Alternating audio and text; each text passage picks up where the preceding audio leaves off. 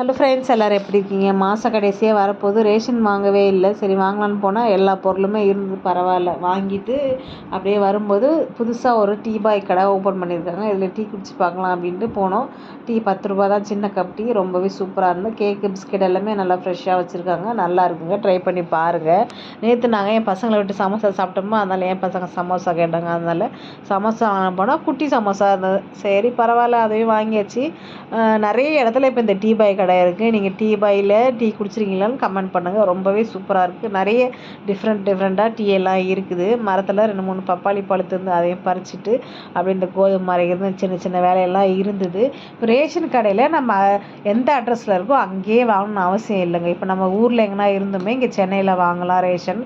அதனால் பிரச்சனை இல்லை, எங்கே வேணாலும் நம்ம ரேஷன் வாங்கிக்கலாம். ஆனால் 15 தேதிக்கு மேலே போனால் எந்த கடையில் வேணாலும் நம்ம அட்ரஸ் மாறி இருந்தாலுமே வாங்கலாம்.